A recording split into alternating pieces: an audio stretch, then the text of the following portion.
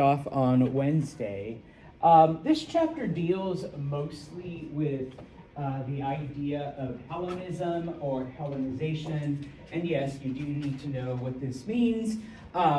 At its most basic, the spreading of Greek culture, and not only the spreading, and we'll talk about the second part today, but the spread and mix of Greek culture with the local cultures where, this appears. Now, it gets its beginning, of course, from Alexander the Great and his various conquests, because he is able to conquer the totality of the Persian Empire, which, was the largest up until that time in history. And so, number one, we see that Alexander does come to admire many aspects of Persia. Okay, so he begins to kind of absorb that. And I'm sorry, I should go back one step. Remember that Alexander is Macedonian, and while, Macedonians are in fact Greeks. Okay, they are considered, brutes and less educated and rednecks, but they're still Greek. Okay, and so now, and his attempt to get his men to also, adopt Persian customs and stay in Persia because he wanted to continue conquering the world, he begins to, build Greek cities to kind of remind them of home. Coincidentally, he names them all Alexandria, after himself, of course. And so we see then this transportation of Greek culture into areas that Alexander has conquered. Remember also, after his death, the empire is divided into three, basically, and each one of those is led by a Greek general, okay? And so they become the rulers of these areas, bringing, once again, to various degrees, their own Greek ideas and their Greek culture. And obviously, if you're a Persian, if you're an Egyptian, if you're a, Syrian, whatever, you want to get in good with, the Greek rulers, with Seleucid or Ptolemy here, okay, then yeah, you also begin to adopt Greek customs, Greek ideas, Greek everything. All right? Now, if you recall, I don't expect you to remember anything except for, where are we? Okay, Egypt, okay? And in this case, Egypt was ruled over, by Ptolemy, all right, who was one of Alexander's generals, and it is his family, because they don't have family names yet, we just refer to them as the Ptolemies.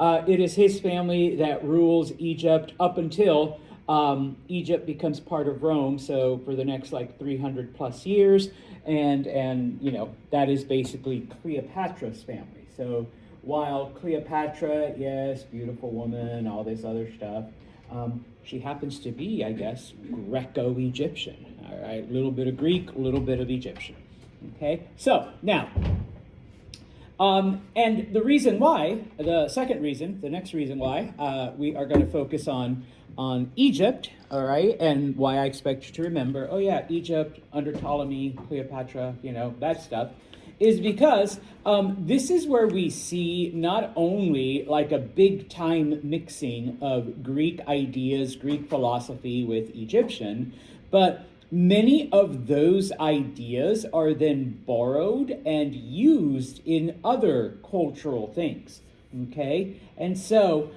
in this case, number one, the gods Isis and Osiris, okay, we now begin to see a change in their, in their worship and in their ideals. Now, number one, okay, remember that it was the Greeks that first humanized the gods, okay? When we see a picture of Jupiter or Apollo or whomever, it's a head, two arms, hair, legs, body, okay? We don't see, the head of a dog and the body of a snake and, like we did before. And so that's one of the first changes that we begin to see in these old Greek deities.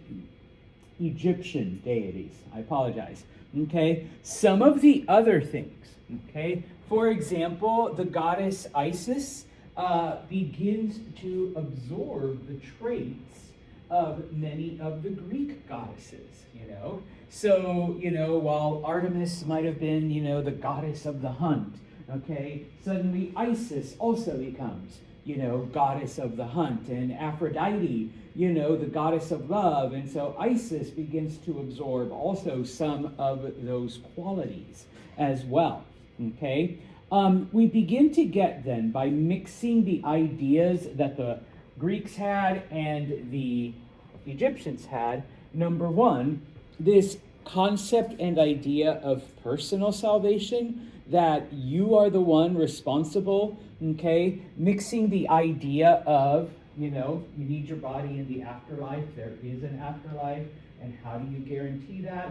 Well, you have to dedicate yourself to the gods and do what the gods want, okay? And so in this case, we begin to get the concept of baptism, okay, where you quite literally dip yourself in water as a symbol that you are now dedicated to one of these gods and to follow, what they do to try to guarantee this place in one of the afterlives, okay? And if it begins to sound familiar to you, well, you can bring your priests or your pastors or whomever, but, about 350, 400 years later, a certain movement begins to kind of take these ideas and make it a part of their own theology, okay, type of thing, because these ideas begin to spread to other places that also, were conquered by Alexander and the Macedonians. We begin to call them Hellenistic areas, okay? So everywhere that Greek culture touched, they begin to absorb this Greco-Egyptian philosophy and make it a part of their belief, okay? Now, it wasn't just these philosophies, okay? There's a couple other things that we see brought on by this mix of Greek and Egyptian ideas, specifically Greek, okay, of course. We see this in other areas. Not always good. Remember that it was the Greeks that first came up with the concept of either chattel or plantation slavery, okay? Yes, there has been slavery before now, okay? But it is the Greeks that first, I don't want to say innovated, the idea of quite literally buying people for the sole purpose of doing work that you did not want to do, okay? Before then, remember, slaves were the losers of whatever conflict you were in, okay?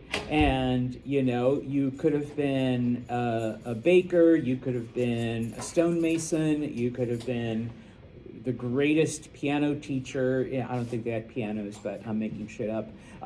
In all of wherever, but now you were a slave, okay? And so I now have a personal piano teacher for my children. I now have a personal baker to make all my food, okay, type of thing, all right? Well, in this case, in those areas now, it is no longer just that. And if you recall, it was the Persians and the Assyrians that came up with the idea of debt slavery and slavery as a criminal punishment. Well, now we see this Greek idea of plantation slavery, of chattel slavery, and so people begin to adopt it. Well, if the Greeks are doing it, it must be, must be good, all right? And next thing you know, people are now, and especially in Egypt, where you have the Nile and you have an abundance of fertile land, well, we can grow a lot of crops because I now have slaves that can do all the work. And guess what? I'm going to get pretty rich because that tends to happen when you don't have to pay your labor. All right, they're slaves. All right, so you're keeping all that money. And so we begin to see a new wealthy class, the rise of, like, a new elite class that is basically just making money off of farming via slavery. Okay. The other thing that we see, remember, it was the Greeks that first innovated the idea of using exclusively coins with a predetermined value for all purchases. And it is during this period, because even though other societies like the Persians and whatnot had been using, and I'm using air quotes, money, okay, a lot of people still bartered. A lot of people still traded. A lot of people still did other things. With the advent of Alexander and his conquering, the known world, we see this then almost exclusively pretty much anywhere. The idea of barter begins to kind of, fall away. Yeah, later on it comes back when, times get tough and, whatever, and we see it like a lot in the Middle Ages and all of that. But when it comes to ancient history, for the most part, it kind of disappears, all right, thanks to the spread of Greek ideas. Okay, now, we reach a point where everywhere that Alexander conquered, okay, has become Hellenistic, has some aspect of Greek culture mixed in with their own, okay? But it does not stop there. Suddenly, we begin to see Greek culture begin to spread into areas that Alexander never even approached, okay? And that is because, the areas that Alex did conquer, like Egypt, from Egypt, those people begin to kind of spread those ideas into other areas, and these other groups then begin to adopt Greek culture and ideas. Like a disease. Yeah, kind of, except a good one. All right, I don't know. I guess it depends on your perspective. Alexander never conquered Rome, never even heard of it, okay? Alexander did not come near Carthage, okay? But pretty soon, the Romans and the Carthaginians adopt Greek culture. Now, the Romans, because they turned around and conquered Greece, okay? The Carthaginians, on the other hand, they got it from the Egyptians. Okay, in their they're both in North Africa. In their travels and their trade and their interaction, the Carthaginians begin to absorb this Greco-Egyptian culture and make it a part of their own. Okay, now when it came to Syrians and Jewish people, well, they lived within the boundaries of the old Persian Empire. But they were pretty stubborn, especially the Jewish people, pretty stubborn, in accepting these other ideas. Monotheism tends to do that to a group. It's like, no, we only God, Yahweh, that's it, nothing else. Okay, but eventually, and that's why I wrote, especially amongst the elites, especially amongst the upper class, they do begin to accept these Greek ideas. Okay, now this I just put as one example of this. There was a kingdom south of Egypt. I guess it would be like modern day Sudan, known as Meroe. Okay, so we refer to it as the Meroitic kingdom. Okay, that basically, as soon as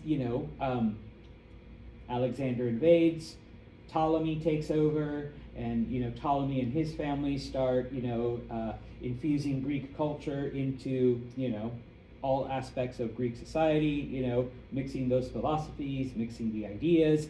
Hell, the capital is Alexandria. Okay, eventually then the kingdom of Meroe, once Egypt becomes quote unquote Greek, they also begin to adopt many Greek traditions and Greek style and Greek ideas and Greek theater and Greek history and all of this other stuff, so that once again archaeologists, 150, 200 years ago, as they're exploring south of Egypt, delving into some of the central parts of Africa, why are there Greek buildings in this central part of Egypt? They're like confused. They're like, okay, we understand Egypt because Alexander the Great conquered there, Ptolemy took over, his family ruled until Cleopatra. Okay, that's understandable, but this place, like, Alex never got near. All right, well, turns out that they copied the Egyptians. All right, people from Egypt did travel here and brought many of these ideas, brought many of these philosophies, and of course, eventually the Kingdom of Meroe not only adopted Greek architecture, but they adopted, the Greek alphabet, Greek writing, because that's what the Egyptians were also doing. All right, now, when it came to the Jewish people, all right, I'll talk about kind of each one of these, like in their own thing. This one becomes important, all right, in the sense of, those of you who are, in fact, Christian, okay, kind of part of your religious history, okay. Remember that the Jewish people were captured by the New Babylonians, okay, by the Chaldeans, and they were taken to Babylon. When Cyrus was, doing all his conquests, he conquers Mesopotamia, and he allows the Jewish people to return to Jerusalem and reestablish their homeland. Okay? Now, when Darius takes over, okay, this Jewish area, all right, becomes one of the 19 satrapies known as Judea. Okay, and so it's part of the Persian Empire. Okay, Judea is one of the provinces. They're living just fine. Okay, the Jews are grateful because Cyrus released them. Cyrus gave them their homeland back. All of that other stuff. When Alexander comes along in his route to conquer Egypt, okay, obviously he conquers Judea, and Judea becomes a part of Alexander's empire. Okay, later, when Alexander dies and the empire splits into three, Judea is a part of the Seleucid Empire. Okay, now it is as a part of the Seleucid Empire that now those Greek ideas then begin to spread. Our leader Seleucus is Greek, so we need to adopt Greek ideas, Greek tradition, hell, even learn how to speak Greek if we want to talk, if we want to be, on his good side, thanks Ivy, be on his good side, so we're adopting all of this Greek stuff, okay? Now, the elites, the upper class of Jewish society, they accept it, okay? Because they want to retain their elite status. But the majority of the Jewish people reject anything Greek. Okay, once again, all right, the Jewish religion, which is like descended from the old Israelite religion, all right, they're monotheists. Monotheists have a very hard time accepting other gods and other philosophies and other ideas and all of this other stuff. Now, I know this isn't a class on Jewish history, and we haven't been able to delve completely into that, but all right, just as a quick thing, as with any group, any religious group, any social group, any whatever group, okay, there will always be like different branches, different ideas, like a spectrum of how dedicated, devoted, all of that other stuff. Okay, and it's no different amongst the Jewish people. There are different, ideas within Judaism, and especially back then, you had some groups that were like, yeah, we're part of, Persia, you accept it. Yeah, we're now part of Alexander's empire, you accept it. All right, we're part of the Seleucid Empire, we accept it. Okay, whatever. Okay, there were one particular group known as the Maccabees that were like the ultra-violent Jews, okay, because they were like, pardon my Yiddish, fuck this shit. We're not gonna take being ruled over by some outside people. And especially now that they're coming in and they want us to, accept, Greek ideas and Greek culture, and especially these 12 Greek gods and, all of this other stuff. Okay? And so basically what ends up happening is that the Maccabees lead a revolt against the Seleucids. Against all odds, they actually win. They're able to establish an independent Jewish state. Now, don't get too excited, because it's basically just Jerusalem and just a little bit of land around it. Okay? That's this independent Jewish state that exists for about 100 years before the Romans come in and crush it and take it over. All right? But it's ours. Okay? Now, what happens to the Jewish elite that had so easily gone along with, the Seleucid overlords and had accepted, Greek ideas? I guess I should say Hellenistic ideas. Well, okay, they are forced to flee, okay? And they flee to the nearest safe area where, they won't be persecuted, because that's another thing. Anti-Semitism, anti-Judaism has pretty much existed through most of their history, okay? And so they go to Alexandria, all right, the capital of Egypt, because remember, Alexandria is this huge city, this cosmopolitan city, this open city, greatest library in the history of libraries, like all of this other stuff. It seems like the perfect place for them, and so, and it basically is, okay? What happens there, though, is that in accepting Hellenism, in accepting Greek everything, okay, remember that for the next 1,000 years, the language of learning and academics and culture and status is Greek. Okay, so these Greek elites decide that they are going to translate all of their holy books into Greek. Okay, and so it is during this time that the part that those of you who are Christian know as the Old Testament gets translated into Greek from ancient Hebrew. Okay, and from this point on, all of the religious writings, okay, that come from the Jewish people are all in Greek, or at least the ones that have been preserved. And obviously the reason why they're preserved is because they were written in Greek, and Greek was the language. Okay, so that's what you preserve. And so I often tell people, all right, you read the New Testament, and I apologize for those of you who are not Christian, but if you read the New Testament and you're studying it, guess what? All right, Jesus spoke Aramaic. All right, it was never written in Aramaic. All right, so did his disciples. All right, the New Testament was written in Greek because it wasn't written until much later. Okay, and it was written by scholars, the elite, whatever. Okay, and guess what the academic language was? Greek. Okay, so all of that is written in Greek. Okay, type of thing. So that's where it becomes important. Okay. Otherwise, I'm sure we'd still have some of the original stuff in ancient Hebrew, but all right, it becomes much easier then, and much more accessible, let's say. And when we do talk about the rise of Christianity, you'll see where having all of these things written in Greek kind of becomes an advantage in spreading, these teachings. Okay, because if they were written in ancient Hebrew, hell, even the Jewish people didn't read it anymore by the time of, zero. Okay, they were speaking and writing and everything in Aramaic. All right, so even their language had changed.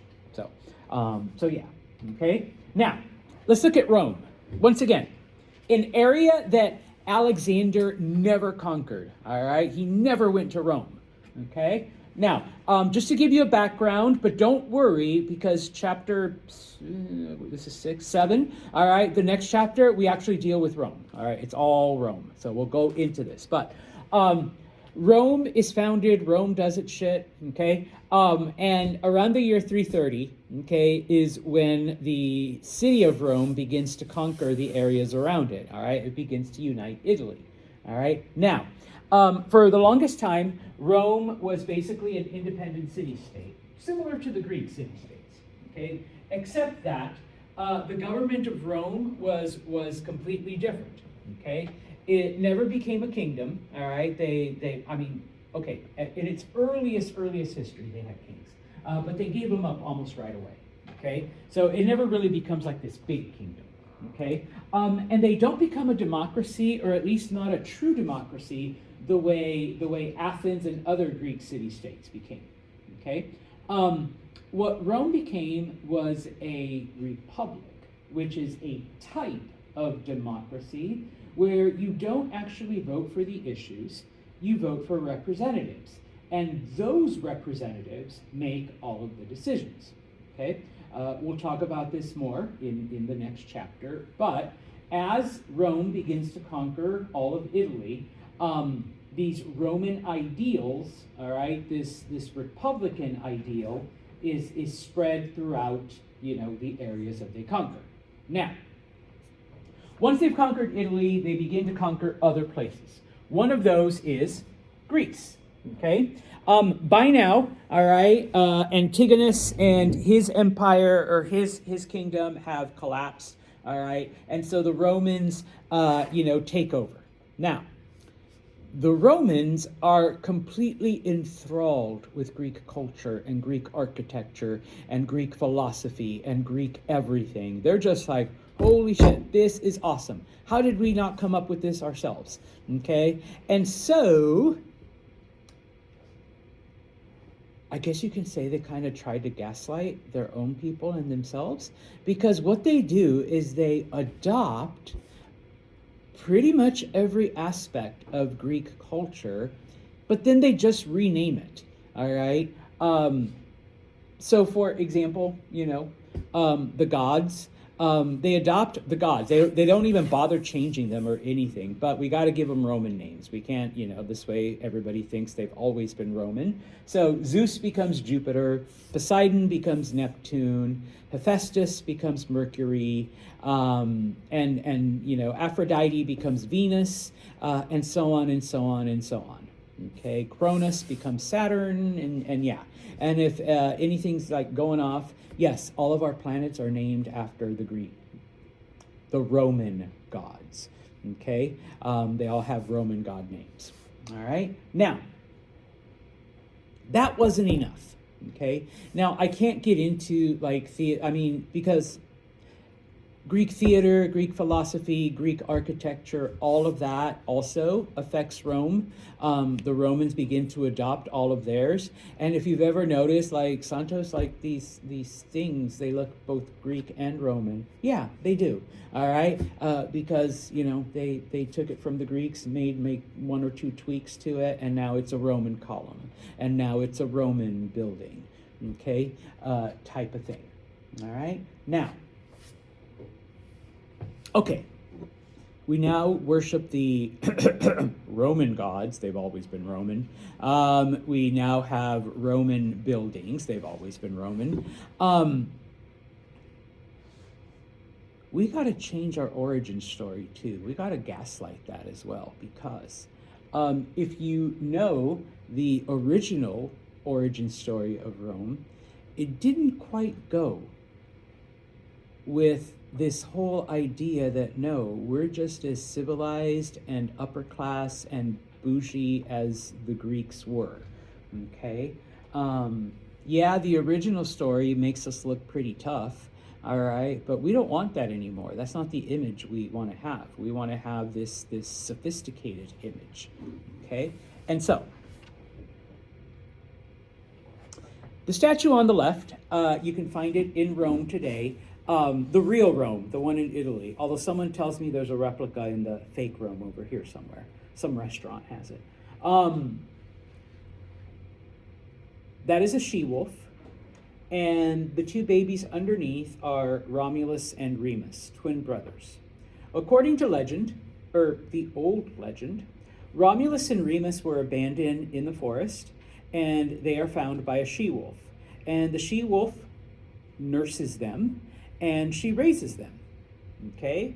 Later, Romulus kills his brother. They were twins. Romulus kills Remus, which is why the city is known as Rome, after Romulus, okay, as opposed to Rheims, all right? And so, yes, we're strong, we're tough, all right? We're Romans, we're meant to conquer. We were nurtured by wolf milk, okay? And, you know, if you want to howl right now, if you're Italian, go ahead and howl, all right? But, you know, we were raised by a she-wolf, and so that's why we're meant to conquer the world, all right? But that seemed now a little too barbarian now that we're adopting all of this Greek upper-class philosophical, you know, cultured style bit.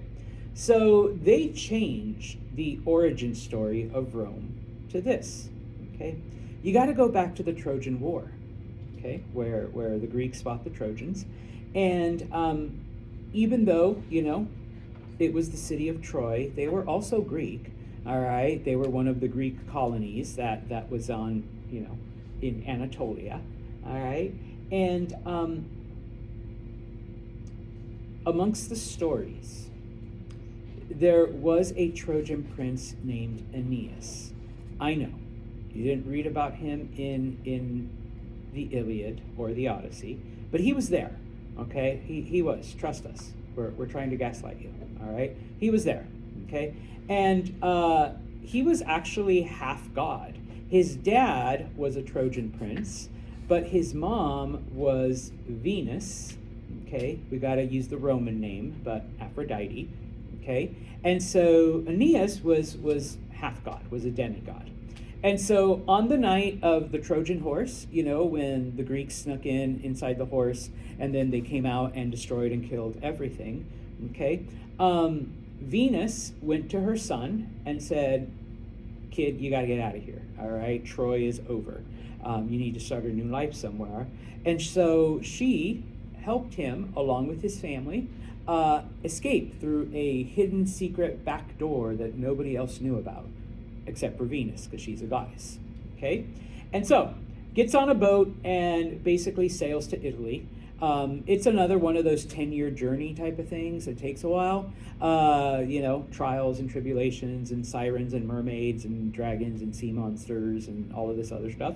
But eventually they get to Italy, and it's there that he marries a Latin princess, one of the princesses that, you know, from one of the kingdoms in Italy. Depending on which version you read, it was either their son or one of their descendants that founds the city of Rome. And that's how we got started. It wasn't because there was 2 abandoned babies in the forest and we were raised by a wolf. It's because we're actually descended from the Greeks, from this ultimate awesome super society. And remember, everybody thinks that now because of Alexander, all right? So we are descended from this group, number 1. Number 2, our ancestor Aeneas wasn't just a Trojan prince. What else was he? He was half god. So that means us Romans are also part god. Okay? Oh, and by the way, not just any god. Which god? Huh? The most beautiful. That's why I can't resist Italian women, can't resist Italian men, right? All right, the goddess of love. All right, yeah, you Italians are all like, yeah, that's right, baby. So, you know, yeah, okay? So we are meant to conquer the world. We're part God, and we're part Greek originally, okay? So yeah, biggest gaslight of history, okay? Carthage, let's move on to Carthage. Another place that Alexander never visited, but because they were close to Egypt, you know, not as close as the kingdom of Meroe, but, you know, they were both kingdoms along the North African coast, okay? The Carthaginians accept Greek culture. They become even more Greekified than the Romans do, okay? For as much as the Romans, you know, take Greek culture, the Carthaginians quite literally tore down their city and rebuilt it, all right, as a Greek city type of thing, okay? And what they did is they took a lot of their scholars, they took their philosophers, their architects, their engineers, their scientists, and sent them to Athens. And they're like, go, learn everything you can. Come back and do it here. Okay? And so they do. Okay? And like I said, they actually, tear down most of their own city and they rebuild it. Now that we have, these Carthaginian architects that have studied Greek everything, now that we have, Carthaginian engineers that study Greek engineering and, all of these other things. And so you basically get a mini Athens in North Africa, okay? Everything is built according to Greek style, okay? And like I said, their first exposure comes from Egypt, or Greekified Egypt. And so many of the Carthaginian women, okay, actually took the fashion and the styles that Egyptian women had come up with, once again, mixing Greek and Egyptian stuff. And so the Carthaginian women dressed in this style as well, okay? So we see then, and because of their relationship with other areas, because they continued the Phoenician tradition. Remember, Carthage is an old Phoenician colony, and they got started because they were basically a trading outpost for the Phoenicians. Well, Carthage continued this business trading relationship and stuff throughout the Mediterranean world. So they begin to spread Greek culture into other areas, okay? And so, yes, there were some Greeks that actually made it to southern Spain, but most of the stuff that is built there that, once again, archaeologists go, they find it, they're like, why is there a Greek amphitheater in southern Spain? Well, it's because of the Carthaginians, it's because of Carthage, okay? They find a, Greek theater in parts of West Africa, and they're like, how the fuck did this get here? Yes, once again, it was the Carthaginians that did that.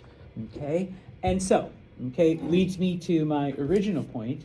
Okay, not because of Alexander and his conquests. All right, not only does Greek culture spread to those areas where literally Alexander was, but from there, it begins to spread into areas that Alexander never went to, all right? And in this case, it's because, the Egyptians, the Carthaginians, the Romans, all of these other groups then begin to spread it into those areas, all right? So pretty much, we begin to see that the known world at the time, obviously, it's only a small part, but the entire known world is now, under the influence of Greek culture and Greek ideas and Greek philosophy and Greek theater and the Greek language and all of this other stuff.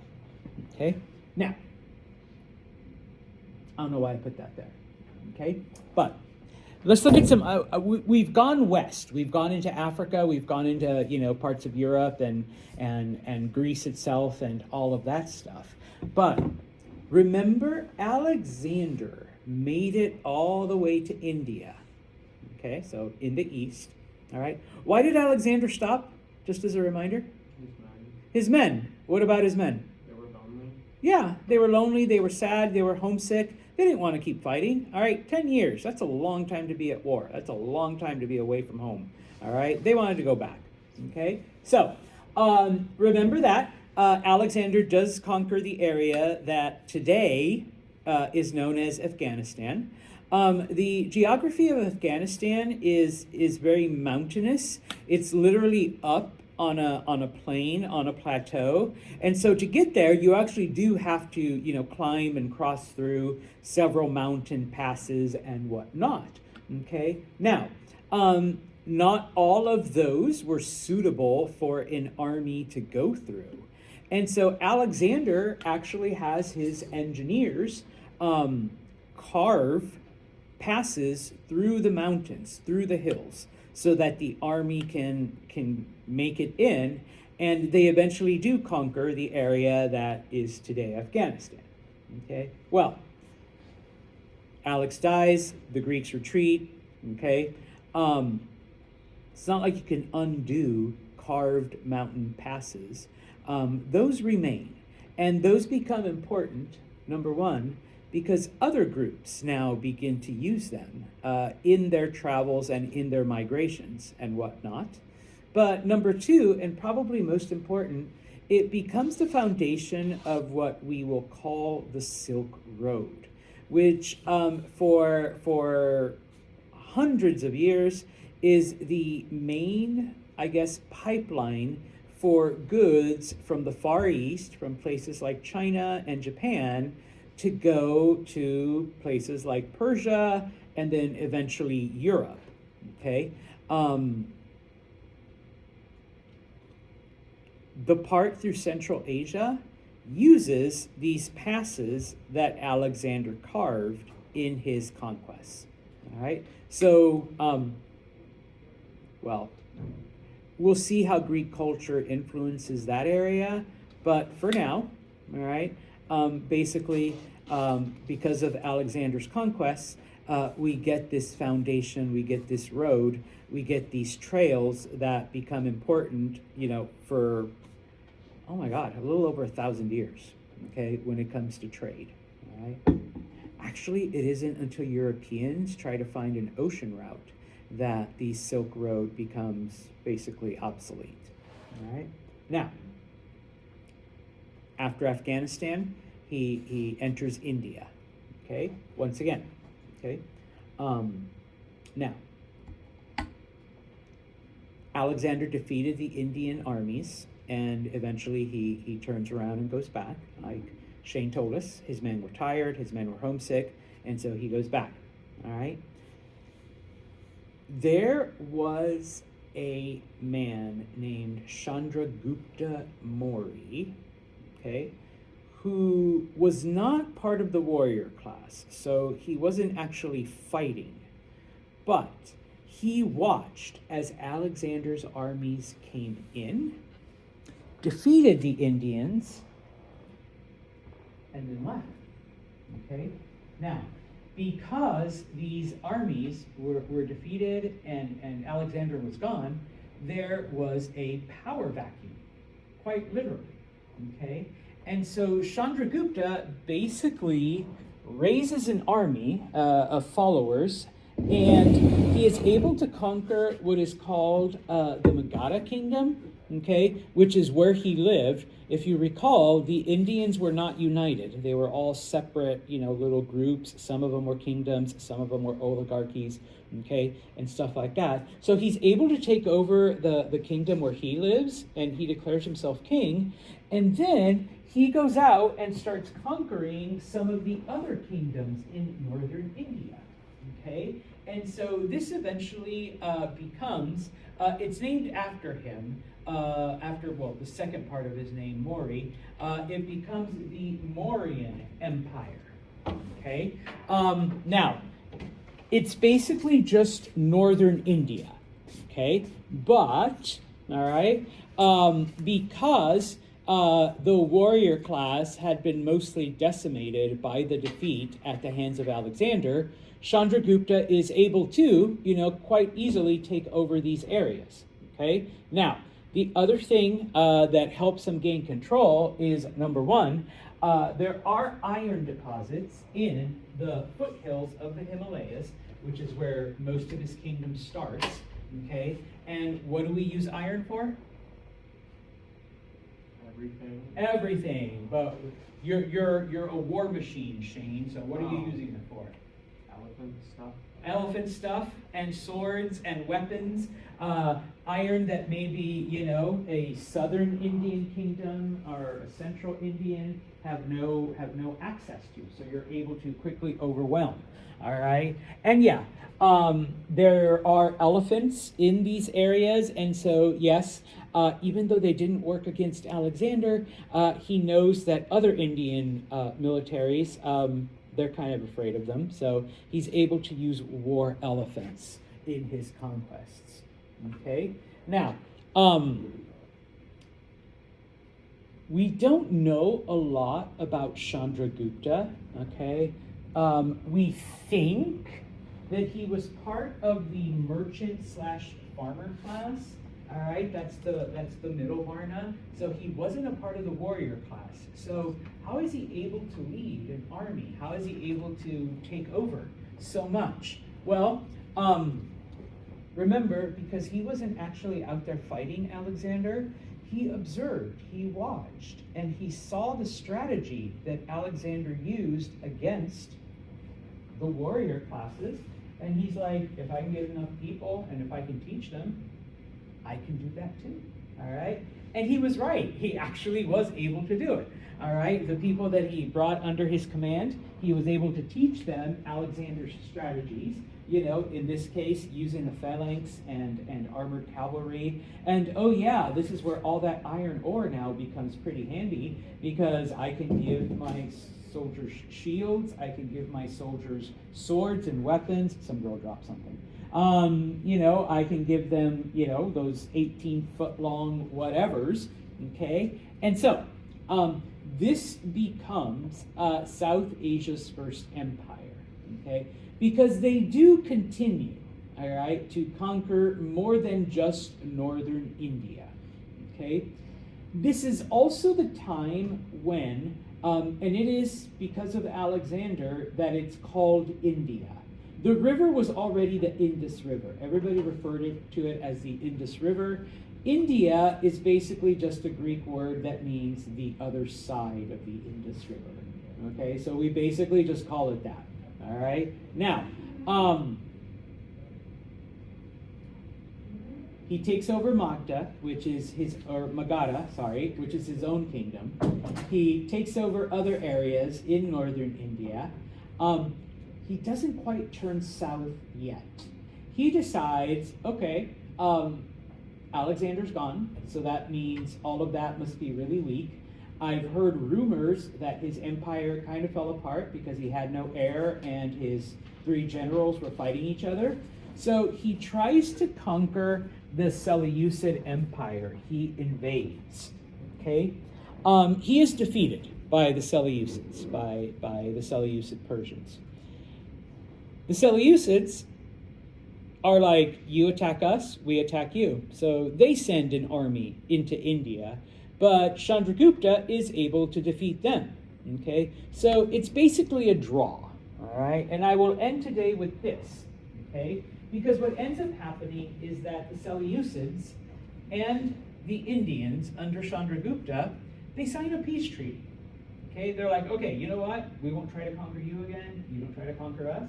And they're like, agreed, okay? Now, the Greeks are still curious, okay? And so they're like, okay, in order to guarantee the peace, India, we would like to send an ambassador, okay, to live in your kingdom. And if there's ever anything you need, or if there's ever any rumors of trouble, then the ambassador can, you know, take care of things, whatever. And Chandragupta says, okay, that's fine, okay? And I am so sorry, ladies, but remember that back then you were viewed as nothing more than property type of thing. And so part of the treaty included, hey, we're going to send you some Greek princesses, all right? And, you know, you can either marry them all yourself, or you can spread them out amongst your men, you know, as part of the treaty. Because now, you know, our families are one, because now, you know, you've got a Greek wife and Indian husband, and so, you know, boom, we've solidified this treaty, okay? In return, Chandragupta says, okay, I'm not sending you Indian women, but the Greeks are like, you know those big gray animals with funny ears and the weird nose? We want some of those. Like, you've used them a couple times against us, and, you know, we want them. And so he sends them elephants. They're like, okay, sorry, ladies, you were traded for elephants. Okay, women for elephants, great. Okay, and all kinds of treasure. Okay, now, when you send an, I'm going to use air quotes, ambassador, okay, yeah, they're there to keep the peace, but, and we'll talk about this on Monday, his name was Megasthenes. He was actually there to spy on them. and to learn as much as he could, all right, about India. All right, but like I said, we will tell his story on Monday. Okay, enjoy the week.